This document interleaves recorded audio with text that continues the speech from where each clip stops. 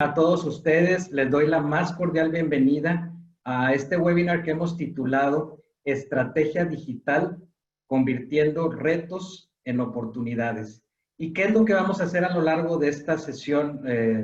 Los dos panelistas que nos acompañan y un servidor, les vamos a dar un recorrido sobre esto que es la transformación digital, cómo está impactando las diferentes industrias, sectores, pero también vamos a ayudar a identificar ciertos retos que están viviendo las organizaciones hoy en día, que a lo mejor algunos de ustedes se ven ahí reflejados en estos retos, y vamos a cerrar con una reflexión de cómo capitalizar todo esto que es la transformación digital, que es un concepto muy amplio, que es un concepto transversal, para ver precisamente cómo hacer frente a estos retos y sobre todo crear nuevas oportunidades de negocio. Entonces, les doy la palabra a María para que les dé la bienvenida y alguna idea inicial de su participación. Bueno, muchas gracias. Quería agradecer a EGADE esta invitación y es un gusto de compartir este panel con ustedes, con Edmond, presidente de SAP, y contigo. Y bueno, respecto a la transformación digital, lo que hemos visto durante estos meses es que primero que nada ha habido una mayor conciencia de la importancia de los datos para las tomas de decisiones. Eso sí, yo creo que fue lo primero que surgió al comienzo de esta pandemia.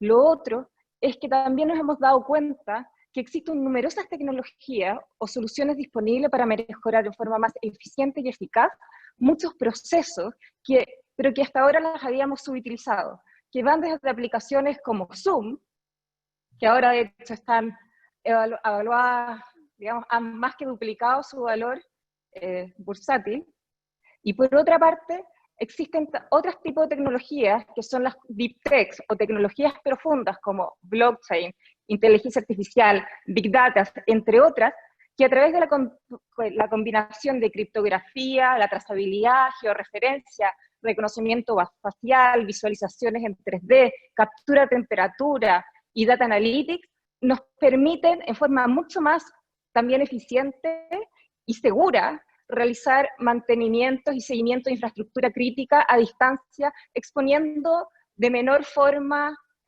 a nuestros colaboradores. A su vez, también ha habido una mayor conciencia sobre la privacidad y seguridad de nuestros datos sensibles, como es la información médica, la ficha clínica, pero también sobre nuestra identidad digital y nuestra georreferenciación. Si se acuerdan, toda la discusión que ha surgido a raíz de la creación de estas aplicaciones de trazabilidad en torno a la importancia de la anonimización de la información, pero también sobre algo que todavía no hemos tomado no hemos tomado conciencia, que tiene que ver con la propiedad que tenemos sobre esta información. Creo que hay una tremenda oportunidad, y por lo menos les quería contar un poco lo que ha sucedido acá en Europa. Lo interesante que ha sucedido es que esta pandemia o la urgencia por resolver estos grandes desafíos ha obligado a distintas startups con distinta expertise tecnológica a colaborar y en forma conjunta abordar soluciones. Y te diría que además esta misma tendencia ha sido observado por algunos gobiernos. Aquí mismo, en el caso de Italia, que en mayo de este año señaló bajo un Memorandum of Understanding de 3 de los ministerios más importantes de ese país, que ya el Estado italiano no va a comprar, no va a aceptar ningún proveedor que entregue soluciones estándares que estén en el mercado, sino más bien están instando a la colaboración y a la creación de nuevas soluciones para abordar lo que tiene ese país como desafío, que va en lo económico, a nivel de ciudad, a nivel de turismo, etc. Y esto ya te empieza a dar unas señales de cómo esto está cambiando.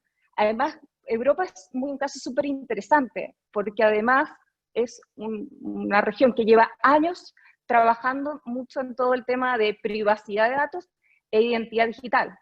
han estado durante años en conversaciones, por lo tanto han sido capaces en estos últimos meses a nivel dentro de la eurozona en llegar a acuerdos de cómo van a avanzar en estos procesos en los próximos meses desde el punto de vista de la interoperabilidad de las distintas aplicaciones de trazabilidad que se están generando a nivel de gobierno, pero además con una mirada más de largo plazo que tiene que ver con la creación de identidades digitales que van a ser nacionales, pero que ya, digamos, con estándares comunes para que puedan además interoperar, y ahí empiezas a notar elementos que, si bien te hablo de gobiernos, son elementos relevantes para cualquier tipo de organización en cualquier nivel. Excelente, muchas gracias, María.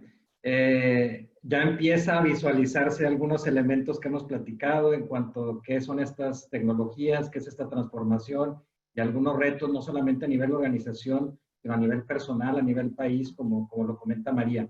Desmond, muchas gracias nuevamente por aceptar esta invitación. Te cedo la palabra para que les des la bienvenida a nuestros participantes y alguna idea también inicial, por favor. Gracias, Gilberto. Siempre es un gran placer de mí personalmente y también de SAP de participar en sus seminarios y esta gran relación que tenemos con EGADE y Tec de Monterrey desde hace muchos años. Me gustaría abrir y tomando las palabras de María, con dos perspectivas. Número uno, cómo estamos en SAP enfrentando esta situación, la digitalización, la transformación, nosotros como organización. Y número dos, también, como mencionaste, Gilberto, tenemos casi 9,000 clientes en México, alrededor de 400,000 alrededor del mundo. Y estamos muy ocupados, la verdad, ahora asegurando que siguen operando sus cadenas de administración o de suministro, sistemas de finanzas, administración, e-commerce, etc. Pero primero la perspectiva de SAP, somos más de 100,000 empleados alrededor del mundo. Operamos en casi 200 países alrededor del mundo.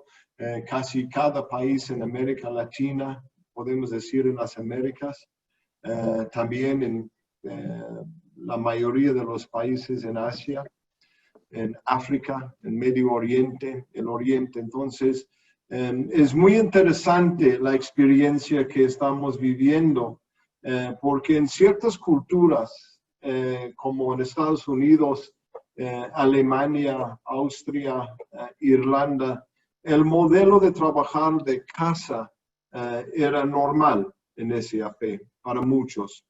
Pero en otros países, particularmente aquí en México, no estuvimos muy acostumbrados a trabajar desde hogares, también en muchos otros continentes. Y es difícil lo que estamos aprendiendo. Las circunstancias para empleados en un país son muy diferentes que otros y tenemos que calibrar toda esta mezcla. Por ejemplo, en México, casas, hogares, a veces tienen diferentes circunstancias, los que tienen en Europa o en Estados Unidos. Puede ser que 1 o 2 familias están en el mismo hogar, que puede crear circunstancias no tan favorables o productivas para que uno puede seguir trabajando continuamente en casa. Entonces, es lo que estamos aprendiendo, no one size fits all, ¿no? Y hemos tenido que, vía las tecnologías, algunas mencionó María, como Zoom y Teams y entre otros, de facilitarlos en su forma de trabajar. Ciertos países están abiertos en SAP, como Alemania está abierto, varios lugares en los Estados Unidos. En México seguimos cerrados, vamos a seguir cerrados unos meses más. La experiencia también te hace reflexionar mucho y cambia las prioridades del negocio. Por ejemplo, prioridad número uno para nosotros y para muchas industrias es la seguridad de nuestros empleados. Eso es el número uno. Quizás siempre era el número uno, pero ya ha tomado otra dimensión, ya ha tomado otra urgencia. La protección de nuestros empleados es número uno.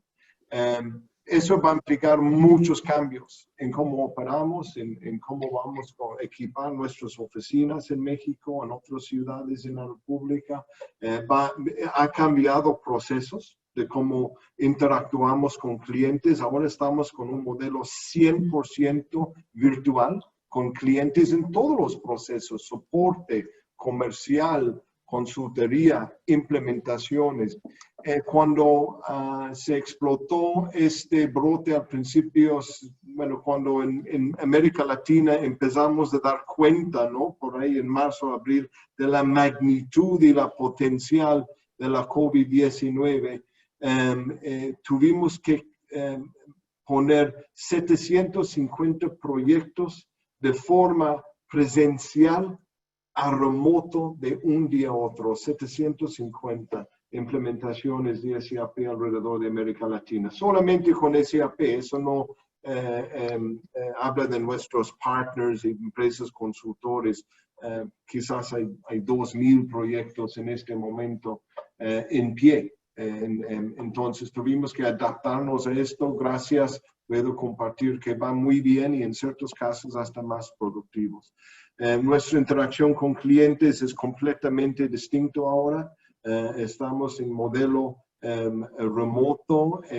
Ellos mismos también están adaptando de cómo interactuar con SAP, que somos una empresa en América Latina, estuvimos muy acostumbrados de presentarnos en las oficinas de nuestros clientes, de viajar muchísimo, de estar muy presenciales. Todo eso está cambiando y obviamente Gilberto ha implicado una adopción a tecnologías tremenda, pero no solamente una adopción a tecnologías, también una adopción cultural, tanto para nosotros y también para nuestros clientes y partners y colaboradores de trabajo. Muy interesante estos momentos. Excelente, Desmond, muchas gracias. De hecho, una reflexión para compartirles también desde la academia, desde la Escuela de Negocios de Gade Business School. El TEC de Monterrey fue pionero de la educación a distancia. Tenemos muchos años ya con programas online, virtuales. Sin embargo, en el Gade Business School los programas típicamente eran presenciales y sufrimos el mismo reto de cambiar en marzo 15 de este año, tomar la decisión de que todos nuestros programas presenciales se van a un formato flexible digital y entonces a desarrollar competencias. Y bueno, a mí me tocó iniciar el MBA online. Tenemos el año pasado, en octubre, fue nuestro primer cohort de MBA online. Entonces íbamos un poquito adelante de esta situación y ese programa básicamente no tuvo ningún mayor impacto. Los procesos se quedaron similares.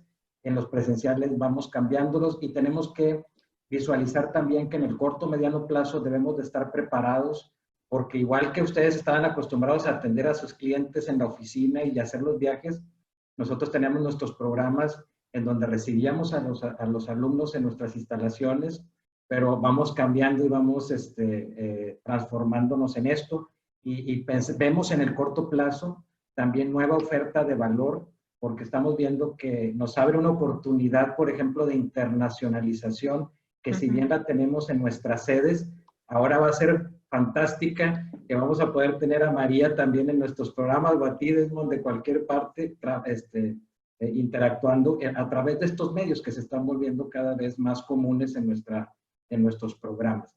Bueno, entonces ya platicamos un poquito, María nos dio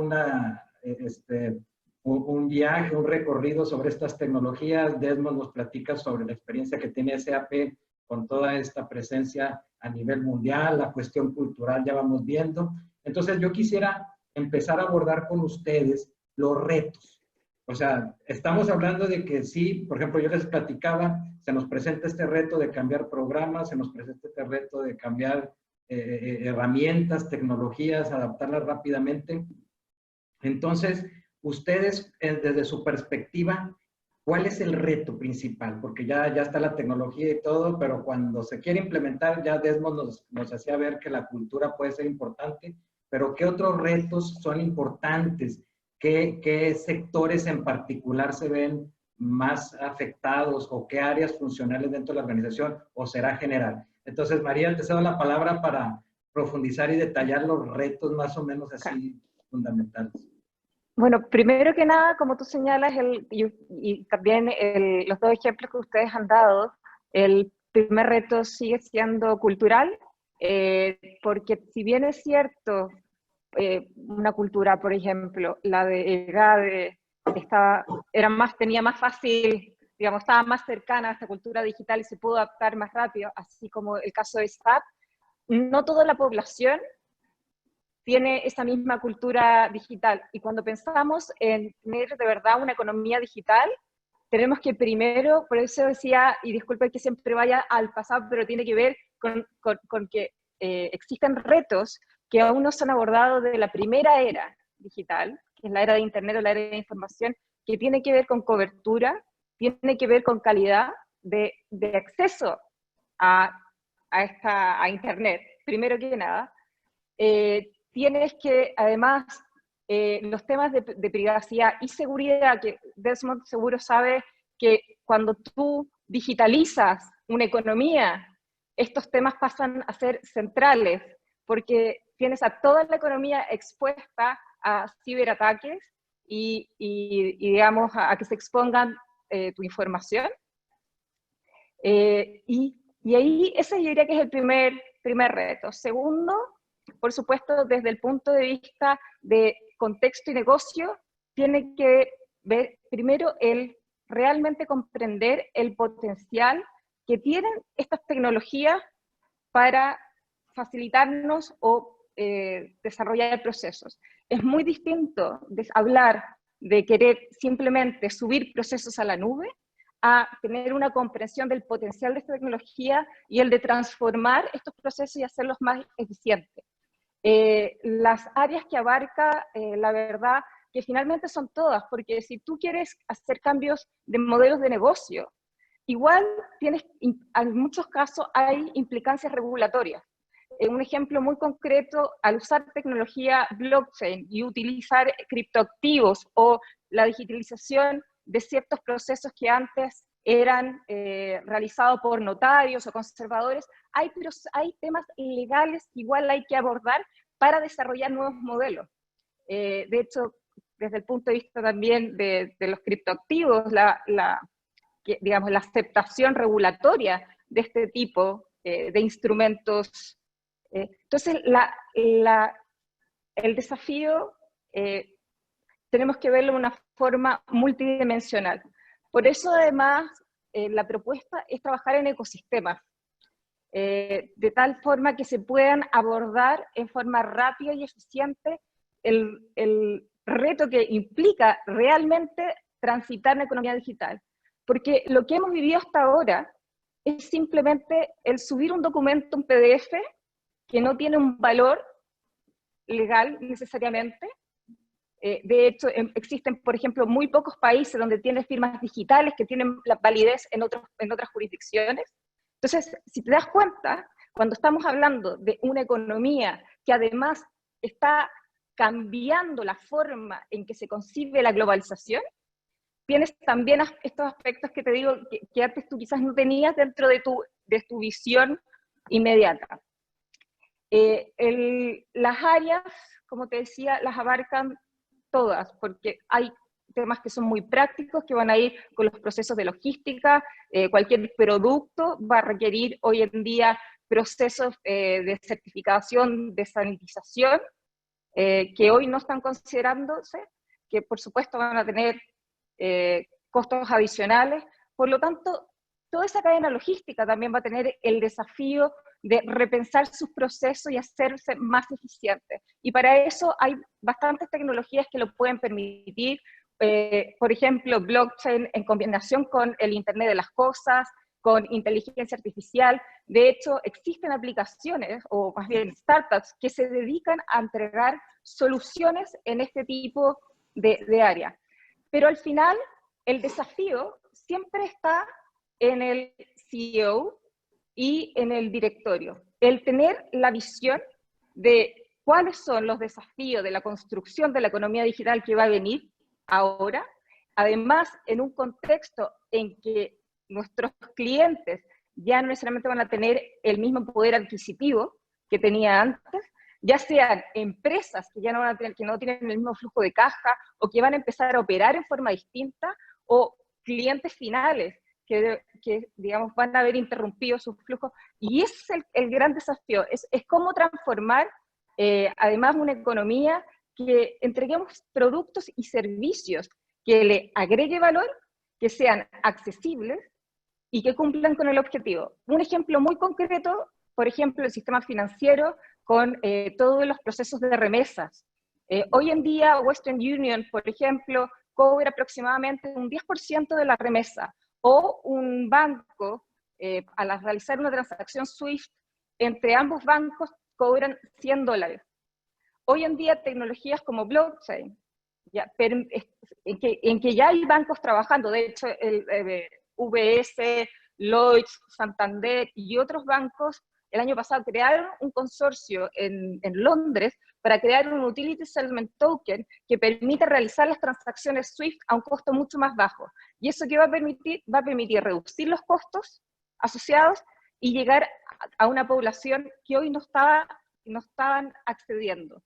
Y esos son los desafíos. O sea, esa es la mentalidad que tenemos que pensar. Hoy Zoom, que es una plataforma cuya fee anual es bastante bajo, apunta a un modelo de cantidad. Es decir, a disminuir el precio, pero aumentar el volumen de uso de la plataforma. Y esos son los cambios de modelo de negocio que tenemos que tener.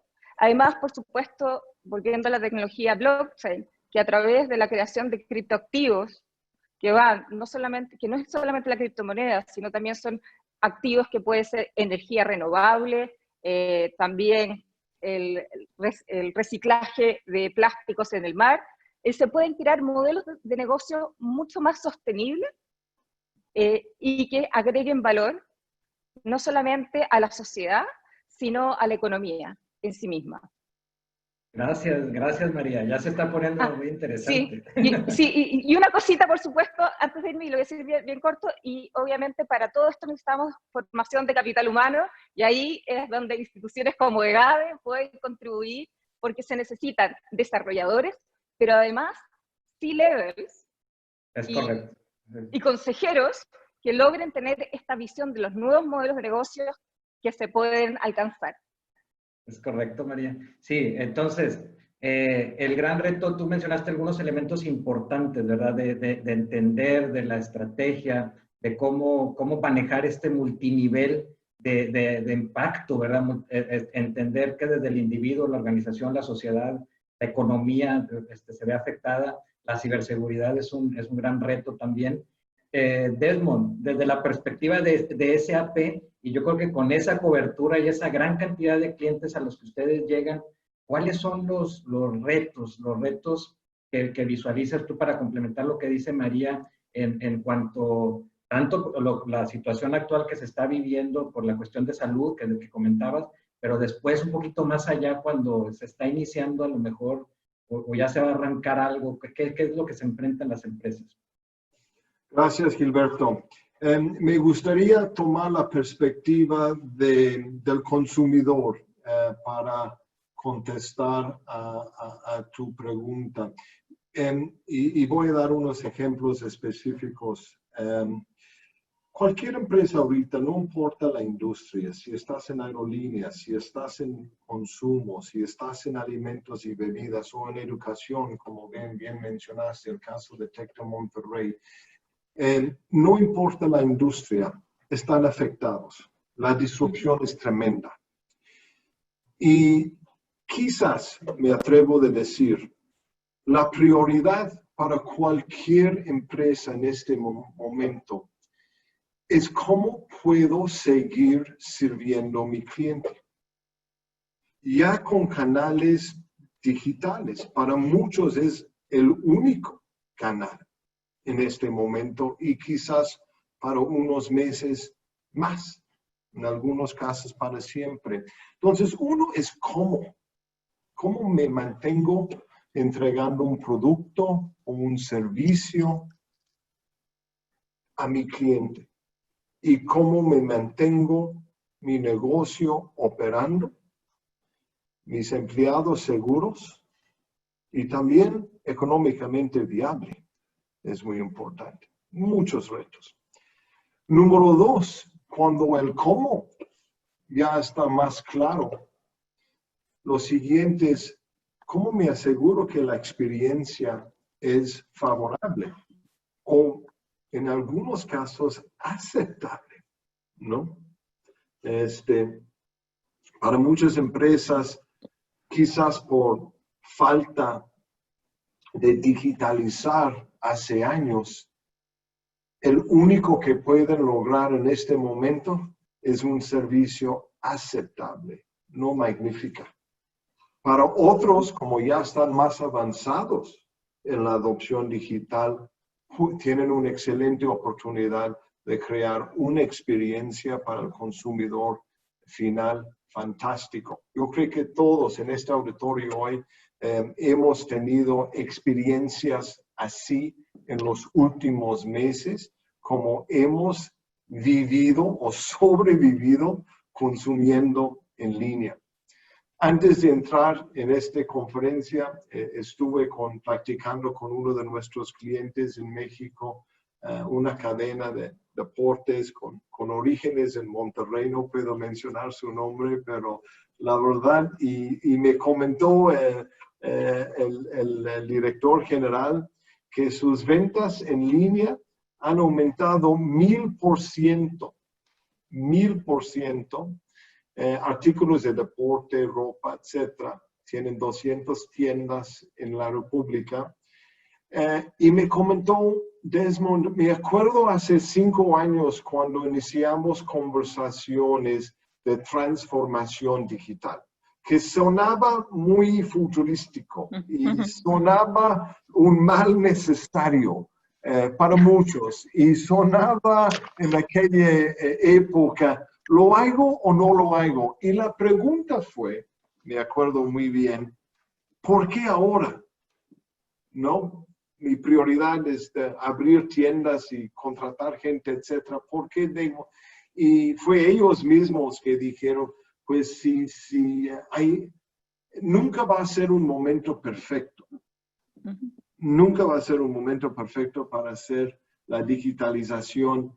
Y ellos tuvieron que cambiar tanto que lo que era un modelo central, de surtir central, producto al hogar, ya tuvieron que usar las tiendas también como bodegas, pero gracias a la tecnología podían lograr de adaptar toda la cadena de suministro, adaptar toda la logística, adaptar todo el inventario para crear, o los lugares donde almacenan el inventario, para crear una experiencia magnífica para sus clientes.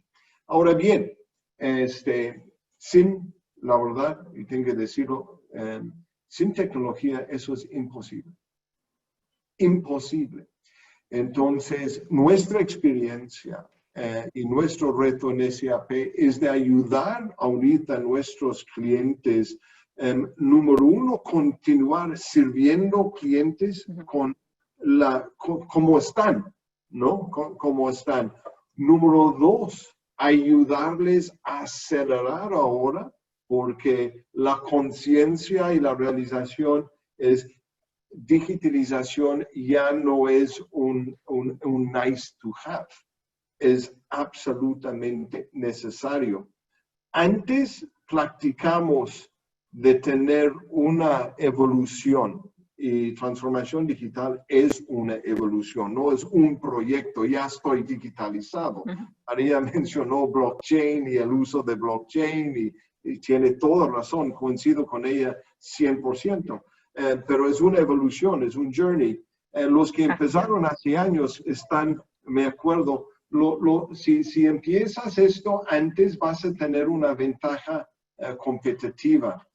Yo atrevo de decir que esto ha cambiado. Para muchos es cuestión de sobrevivencia.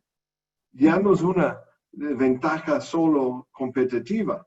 Ahora, los que ya están avanzados, y eso fue la conversación, ¿qué es lo que más viene? Si ya lograste esta transformación digital, si ya estás creando experiencias y sirviendo a tu cliente, sea un estudiante, un consumidor, ¿qué es lo que viene ahora? ¿Qué nivel de sofisticación más puedes lograr? Entonces, para contestar o volver a tu pregunta, el reto varía dependiendo el nivel de madurez de la organización en su viaje digital. Los que están muy avanzados es otra conversación.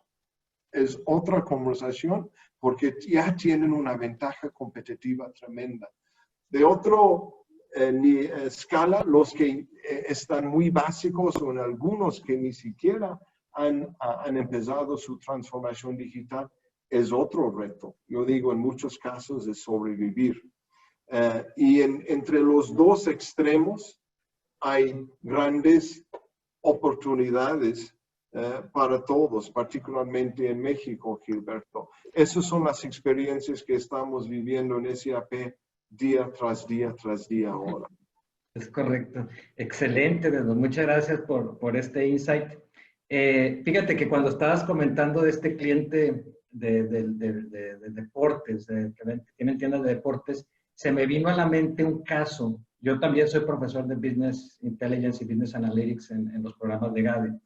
Y se me vino a la mente un caso que el año pasado lo platiqué con 3 grupos y que lo voy a platicar ahora con un grupo que tengo en el verano, que se llama Predicting Consumer Tastes with Big Data at the Gap.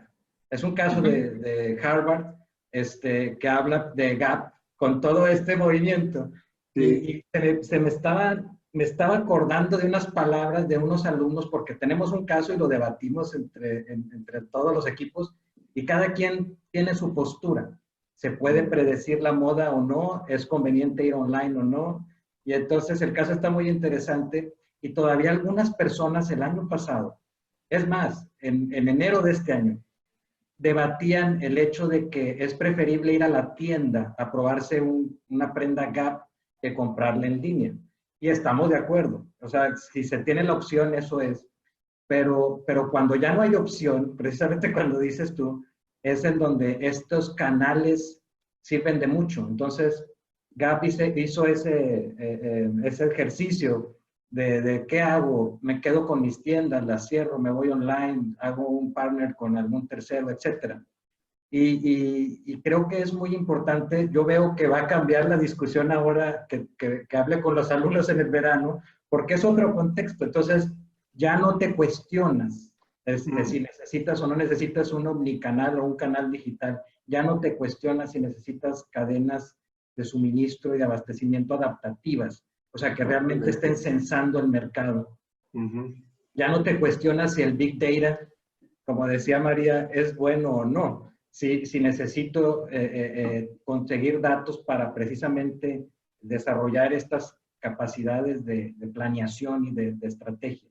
Entonces va a ser muy interesante la plática ahora de este caso, porque cambian las perspectivas, cambian los contextos, y entonces, como dices tú, Desmond, aquí va a pagar los que empezaron antes con su journey de digitalización, tienen una ventaja, pero quizás tienen que acelerarla. Los que están empezando, quizás es un reto, como dices tú, son dos grandes panoramas, y sobre todo lo que mencionas tú, la madurez. Es muy importante medir la madurez, qué tanto están digitalizando o qué tan digitalizados están sus procesos y qué tantas tecnologías utilizan y qué tan alineado está con la estrategia.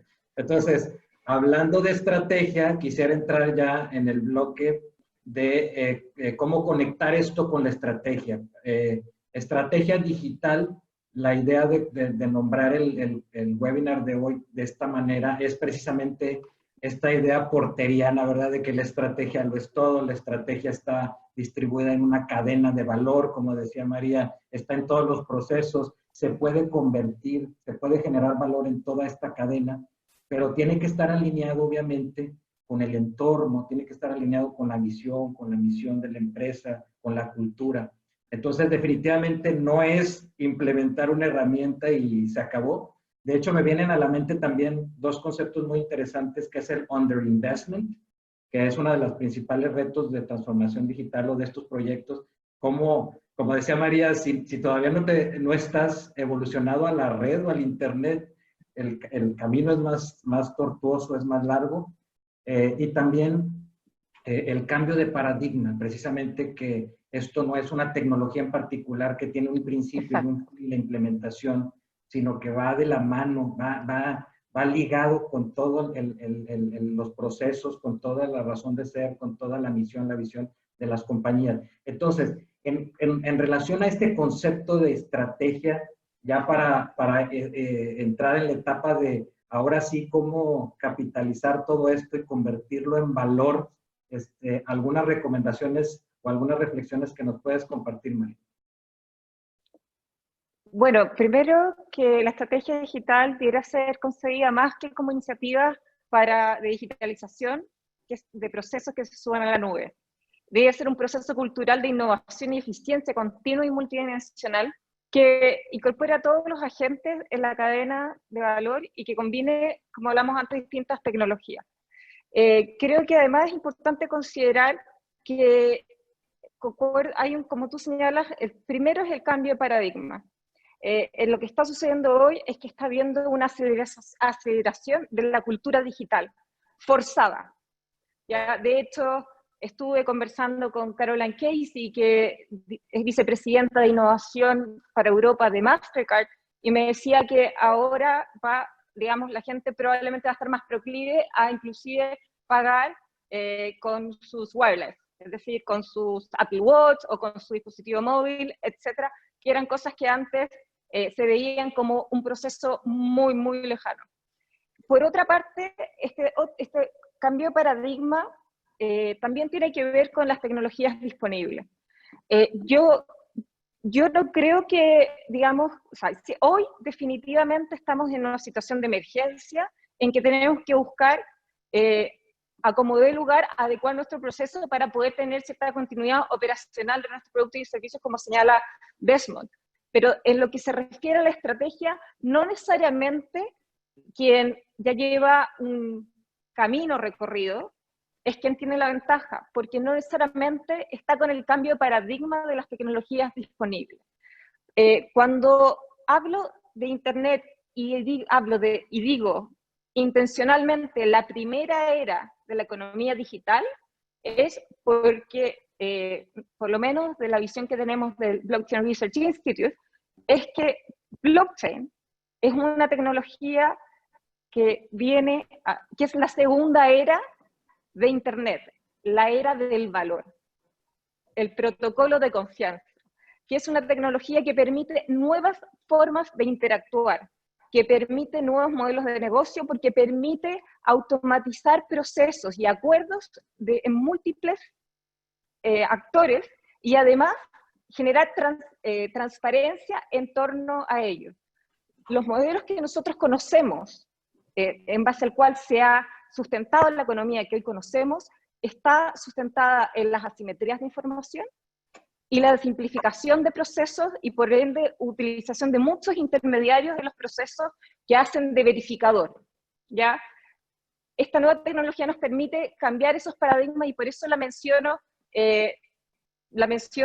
no porque resuelva todo, sino porque nos permite generar una nueva arquitectura, una forma de relacionarnos que se nutre de otras tecnologías como inteligencia artificial, big data, etcétera, para que podamos desarrollar esta segunda era digital. Por lo tanto, si es que hoy existen empresas que no han recorrido un camino en estas líneas, perfectamente pueden hacer un salto y con una visión, con un cambio de paradigma y una visión más de largo plazo, transitar y tomar ventajas en base a la creación del modelo que se está dibujando. Porque cosas muy concretas, FedEx, de hecho, Doyle Christie, que es el vicepresidente de tecnologías en FedEx, lleva 2 años trabajando primero con sus competidores para la generación de ciertos estándares dentro del sector y además con todos los stakeholders relevantes para llevar todos los procesos de FedEx a nivel global a, utilizando la tecnología blockchain, cambiando los procesos, disminuyendo la asimetría de información y aumentando la transparencia entre los distintos stakeholders. Y por lo tanto también esto permite la creación de nuevas formas de interacción y por ende nuevos modelos de negocio.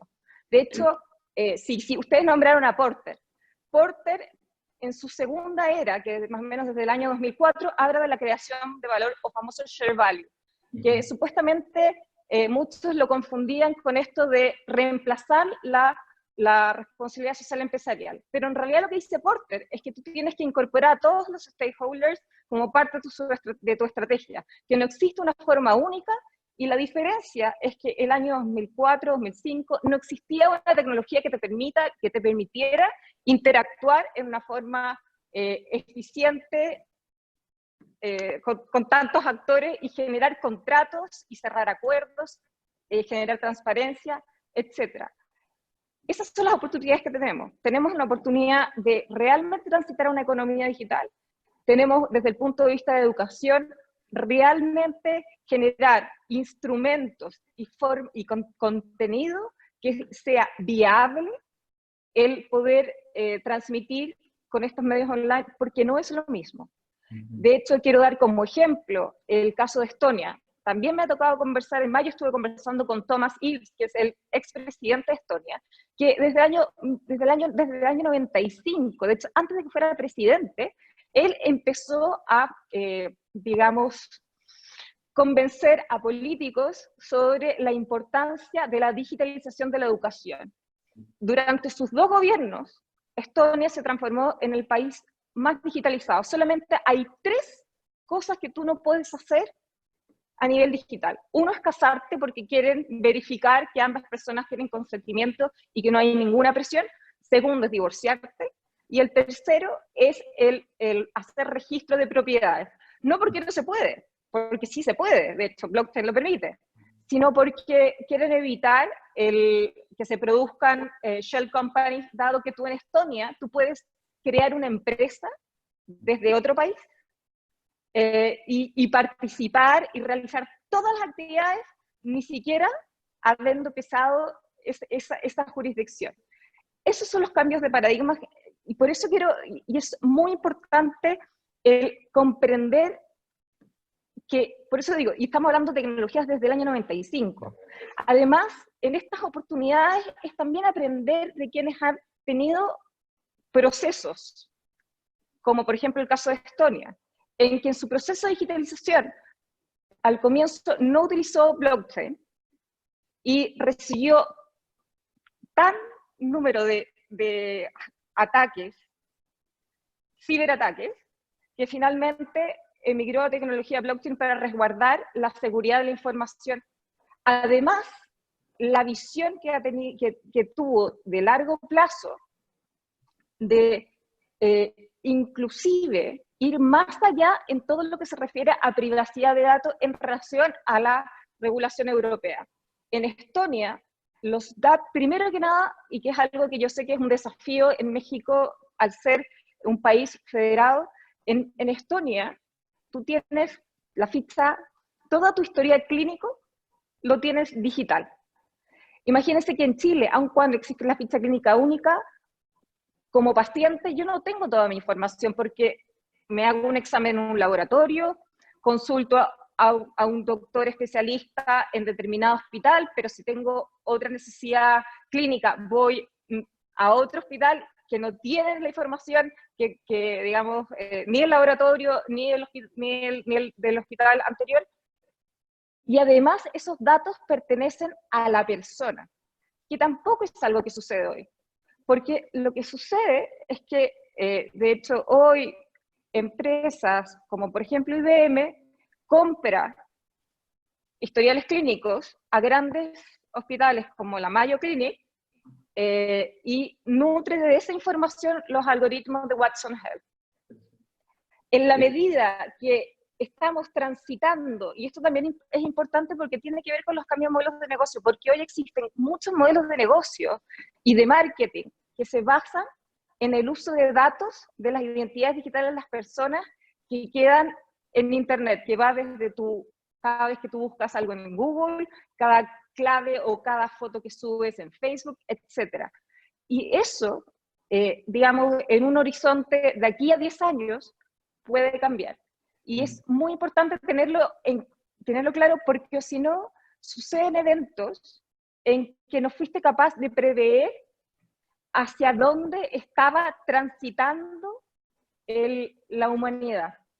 Y ahí yo creo que está, pero todo son oportunidades, porque si bien es cierto, te pueden cambiar un modelo de negocio, también pueden surgir otras formas de realizar, ya sea para tener ese mismo requerimiento, o en el caso, por ejemplo, de la información clínica, seríamos las personas las que podríamos vender a través de smart contracts, de hecho, nuestra información clínica. Gracias. Vamos a darle oportunidad a Desmond para que nos comparta. Ya estamos a punto de cerrar el webinar. Entonces, Desmond, ¿alguna idea en cuanto a esta estrategia que estábamos hablando de cómo convertir los retos en oportunidades y capitalizarlo? Y con esta intervención le damos oportunidad después a Luis para que nos comparta alguna pregunta de nuestros participantes. Gracias, Gilberto, y muy interesante las experiencias de blockchain que nos comentó María. Nosotros estamos, mis reflexiones al respecto, y quizás para simplificarlo, hay procesos fundamentales en cualquier organización, sea privado o público. Y estos procesos son lo que llamo son los cores, the digital core, ¿no? Y puede ser de manufactura de un producto o puede ser el servicio de salud en un hospital o la educación en EGADE o Monterrey, o como bien mencionó María, lo que es servicios públicos, ¿no? Del gobierno. Pero hay cierto que es core, que implica procesos que tienen que ser absolutamente sólidos, ¿no? Absolutamente sólidos. En el caso que mencioné de la empresa de deportes, pues sí, hay que tener un core digital que maneja tu cadena de suministro, que cadena tus bodegas, tus inventarios, etcétera, y asegurar que todo eso está conectado con tu e-commerce en el momento cuando alguien compre algo. Eso es lo que me refiero a core, ¿no? Y muchas empresas tienen que tener en su estrategia este core muy sólido, funcionando, ¿ok? Y que sea parte de la columna vertebral de su organización. Número 2 es innovación. Ahí es donde creo que María entró mucho y esa es la ventaja que te da blockchain. Porque blockchain se abre muchísimo y hay un montón de oportunidades y innovaciones tremendas. Mencionó María algunos que son excelentes. Cuando tienes el core y la innovación juntos, es cuando la productividad y todo lo que implica la experiencia, la eficiencia, seguridad, privacidad de datos, es cuando ya pueden realmente explotarse de una forma tremenda. Y creo que eso es lo que es el momento ahora en donde nos encontramos. Vuelvo a mi comentario anteriormente, Gilberto.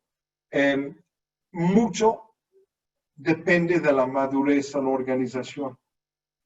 Y no, voy a innovar con un core débil, o tengo demasiado core que no está muy, o que es demasiado sólido tanto que no me permite innovar y no me permite aprovechar oportunidades de mi mercado. Entonces, es una conversación muy interesante.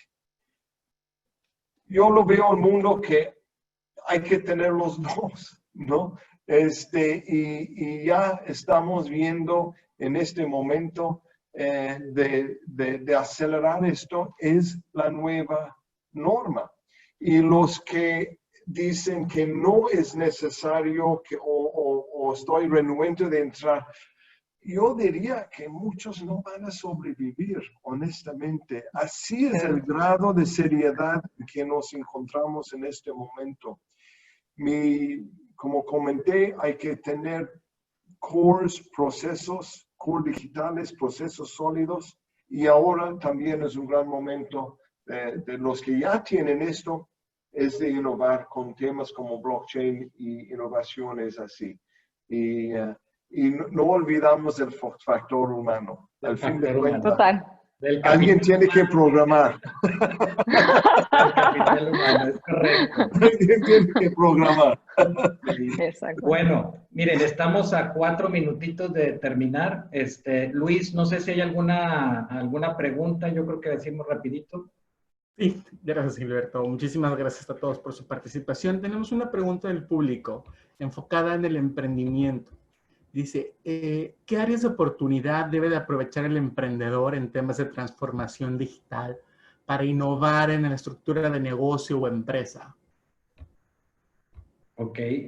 Para poderle responder, María, algo así bien cortito, rapidito, Sí. y luego Desmond y yo cierro. Sí. Innovación en los modelos de negocio fue muy focalizada en sostenibilidad.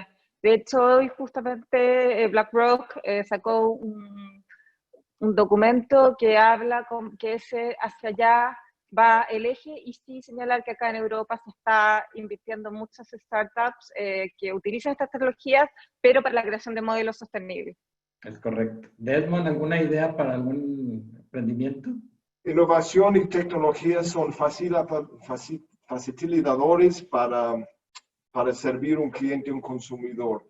Cualquier innovación tiene que tener un propósito. Un propósito. Mi primera recomendación es que cualquier emprendedor que tenga su propósito bien claro, bien claro.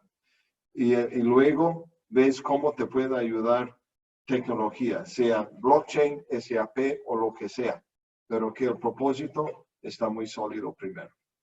Ok. Luis, no sé si cerramos ya porque quedan 2 minutos. ¿Cómo andamos de tiempo?